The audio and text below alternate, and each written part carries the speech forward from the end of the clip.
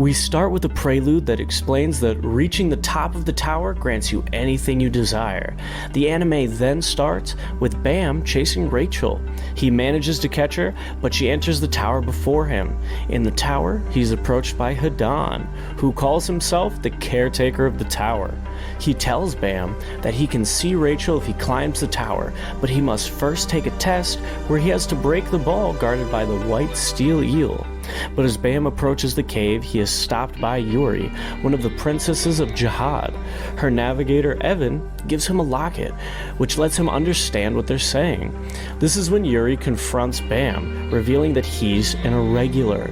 Though she informs him he seems weaker than all the others that have entered the tower in the past.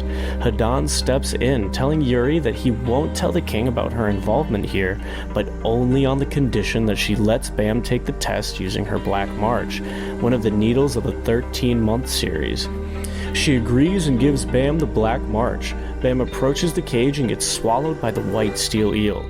Yuri panics and tries to save him, but Evan stops her, telling her that this is the path he must take to pass the test. Bam defeats the eel by stabbing it from inside its mouth. However, the ball does not break when he stabs it. He continues to try, but his attempts reawaken the eel. Evan tells him to ask the Black March for power, though it's never given its power to Yuri, as it is rumored the Black March has a likening towards men. The Black March gives him the power he needs to break the ball, and Bam is taken up the tower. Yuri and Evan follow him to retrieve the Black March, but Bam wakes up in the next test, where they have to reduce the number of regulars from 400 to 200. Bam, getting thrown in the middle of it all, barely escapes death and runs into other people. As we enter episode 2, Bam recalls how he was amnesiac, all alone in a dark cave until Rachel came and took care of him, including teaching him about the world and how to be literate. On the second floor, Bam encounters two other contestants, Kun Aguero Agnes and Rack Wraithrazor. Both recognize the Black March due to a symbol on its hilt. This piques Kun's interest greatly and makes Rack determined to hunt Bam down to become stronger. Kun allies with Bam, roping Rack in at the last second when the next test calls for teams of 3 to be formed between the participants. On the mothership, test administrator and ranker, a ranker is someone who has climbed the tower before, Liro Ro, challenges them to withstand his water barrier, which is formed using the tower's power known as Shinsu. All but Bam, who remains standing due to his supposed good luck, are pushed back by Shinsu. As Liro Ro leaves after the test, he warns Bam not to get too close to Kun.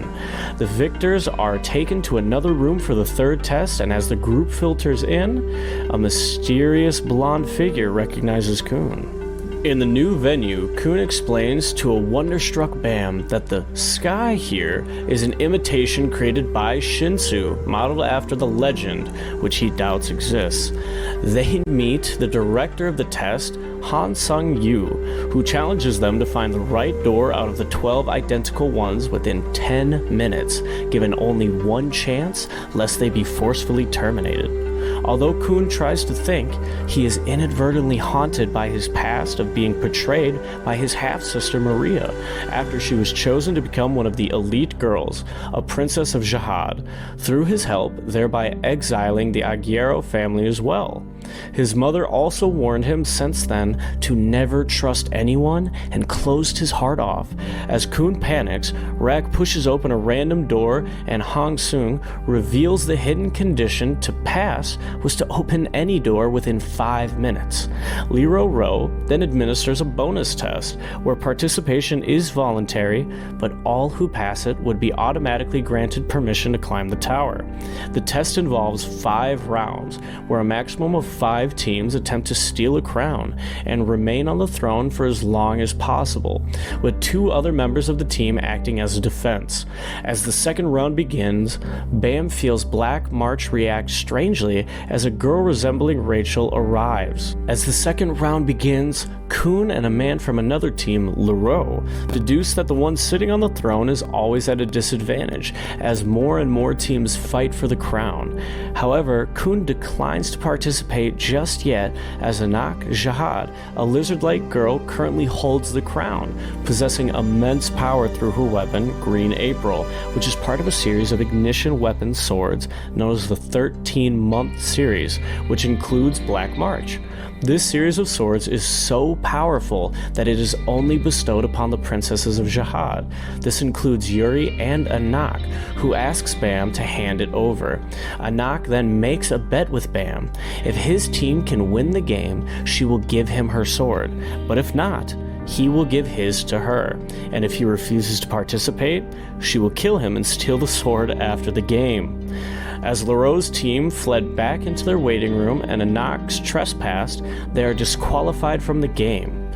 Kun pulls a series of tricks using his cloning bag and earns the crown first with Bam on the throne. A mysterious and ruthless team prepares to enter the game, including Rachel, who agrees to kill everyone. Kun, in a stroke of genius, makes countless copies of the crown and releases 3 other participants that he had allied with during the second round from his bottomless bag.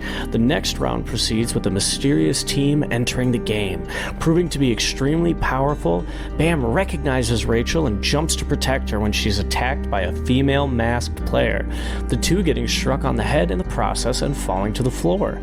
As Bam vows to protect her, a strange explosion of Shinsu erupts, making it appear as if Bam had turned into Shinsu itself and willingly attacked the player, something that goes against the unbiased and absolute rules of the tower. The crown game ends without a victor as the crown is melted from the extreme power release, and Bam had left the throne during the game. Due to this serious head injury, Bam is admitted into the infirmary. Rachel later pays him a visit, where she meets Kun and begins to ask for a favor. Meanwhile, Leroux approaches Han Sung, questioning his reasons for having him administer this bonus round. Han Sung cautions that as administrators, they are present to prevent anyone potentially dangerous from claiming the tower's power, with Bam hinted to be the one such dangerous person.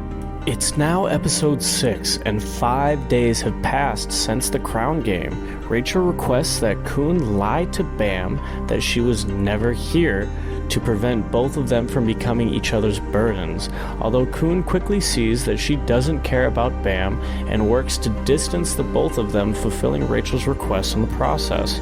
Anak steals the Black March, but it refuses to listen to her. After Bam reawakens, Kun tells him about how Leroux assigned them all positions in their teams to start the 4th test. Fisherman, which is in charge of close quarter combat, Spear Bearer, who attacks from a distance, Lighthouse Bearer, illuminating the tower and information gathering, Scout, to observe the enemy's movement and assist the fisherman, and Wave Controller, support and control the battle with Shinsu. Bam receives the Wave Controller position, a position that utilizes Shinsu to support team members. For Shinsu to be used above limits, contracts must be formed with the floor masters using their pockets, but Bam is warned by the floor bearers that receiving the contracts will only shackle him. Everyone works hard to pass their classes during meal times. Bam meets Androsi Jihad, a princess of Jihad in her own right, who labels Anak as an imposter.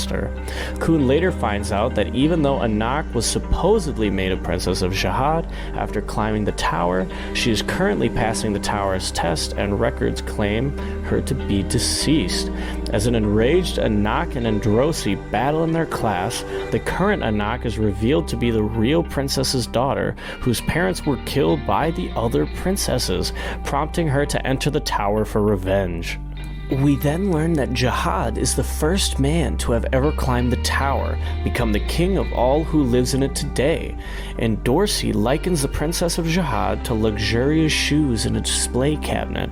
Once they are granted Jihad's power, they are forbidden to do certain things, such as engaging in intercourse and bearing children, to prevent the inheritance of Jihad's power. Their fight ends with both Dorsey and Anak falling into a pit and ending up seriously injured. In the final placement test, participants, all but Rack and Ghost, who have already passed, are required to play a game of tag in a separate building while they are split into Team A and B respectively, with each team's members required to help their own it steal the badge from the other team's it or reach the goal. This is when we then learn of Khun's strategy to delay Quaint long enough so that Anak, their secret it, can make it out the bridge and pass the test. When Quant reaches the bridge, he finds Khun instead of Anak.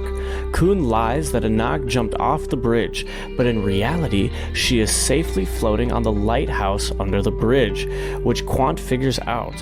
Quant jumps down the bridge, forcing Khun with him in an attempt to get his lighthouse to fall, but Khun is saved by Anak using the green April as a vine rope.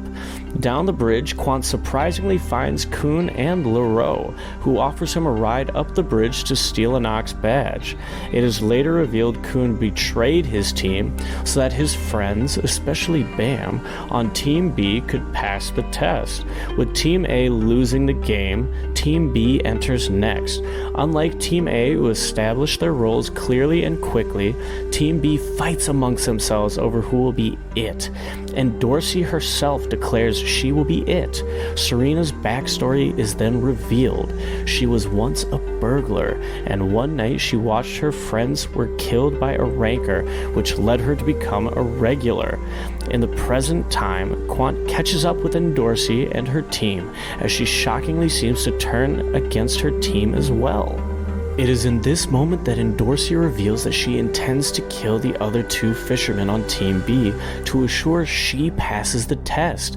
Bam runs to Rachel, and he and Quant discover that Ho is holding Rachel hostage at knife point.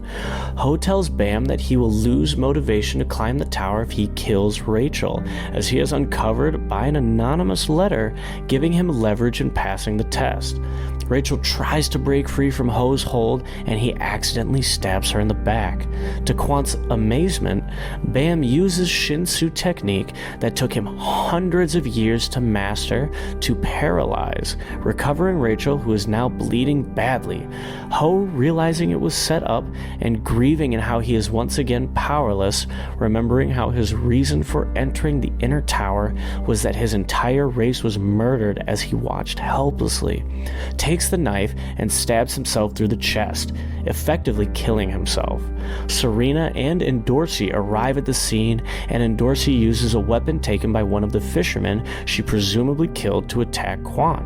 Along with Bam's help, Dorsey recovers Quant's badge and Team B wins. Ho's corpse and Rachel are taken to emergency care, and the episode ends with Bam at Rachel's bedside.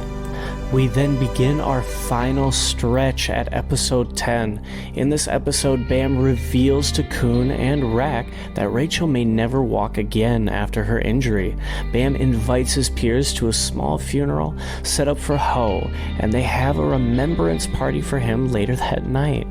Knowing she won't pass the latest test and feel that her purpose isn't there, Serena leaves the inner tower and gives Shibisu her knife as a parting gift.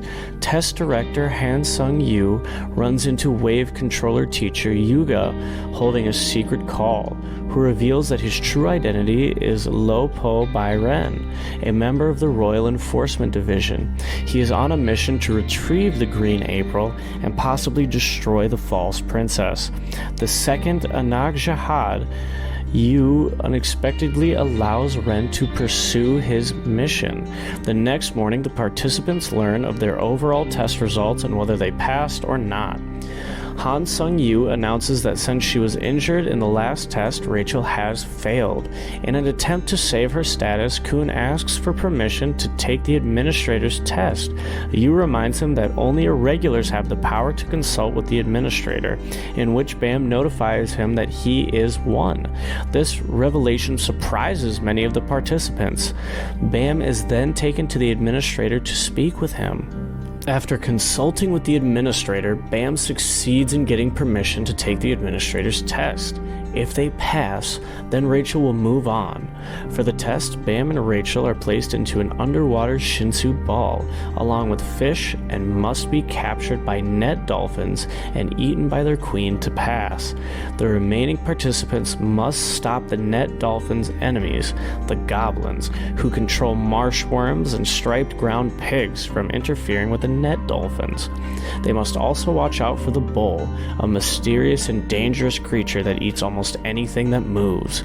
In the caves, Shibisu runs into the bull after receiving a warning from Hats that the two participants who were with him have gone missing. Shibisu is saved by Anak and Endorsi, who arrives just in the nick of time. However, the two start competing and betting against each other to see who will defeat the bull first. The bull, however, runs off, and Endorsi and Anak follow, leading them to become separated. Endorsi runs into the bull, which is now stronger, and she is left nearly unconscious. Anak, on the other hand, runs into Lopo by Ren, who stabs her through the torso. Ren is now controlling the bull and brings a captured Endorsi to him, who is ordered by Ren to kill Anak, the imposter princess. Meanwhile, Hats, Rock, and Pericule are keeping an eye on the goblins. Kun instructs them to wait before moving in, but there are more of them than expected. As one of the goblins prepare to attack, Hot's Pericule reflexively skewers it with his spear, prompting the rest of the goblins to attack. After initially running away from the goblins, Rack turns around to attack the goblins, joined by others from the team. Meanwhile, Leroux follows Kun's orders and seals several underground tunnels leading the striped ground pigs to the goblins. The two enemies fight each other, allowing Bam and Rachel safe passage. Underground, Anak is nearly defeated by Lopo by Ren, but Endorsi chooses to fight alongside her. Together, they are still not powerful enough to defeat Lopo by Ren, but as they fight, Princess Yori arrives and recognizes the blade she loaned to Bam. Annoyed with the situation, she works with her team to kill Lopo by Ren. As he dies, he laughs, admitting that during the fight he sent the bull to kill Bam and Rachel. The bull arrives underwater to kill them and gets several good hits before Bam uses his special Shinsu to defeat the bull. As they rise upward about to complete the test successfully, Rachel stands up and pushes Bam over the edge. In our final episode, some of Rachel's backstory is finally revealed. She believed the tower was calling for her, but when she arrived, Hadan tells her that the tower did not call her at all, and that she is too weak to enter. Desperate to become special, she begs for any kind of chance. Hadan holds her immobile and watches as Bam arrives and can defeat the first test. She is jealous of Bam and wants to be special.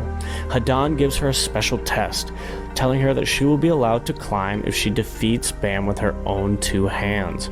She demands a special weapon, since Bam was given an amazing weapon in front of her, and Hadan gives her a bodyguard that will die in her place once, allowing her to essentially have two lives. She makes her way through the tower, knowing that she must kill Bam, but unable to bring herself to do it. She becomes more and more jealous, urging him to stay away from her in her mind. She is told that if she waits long enough and follows the signs given, she'll be given a chance to kill him.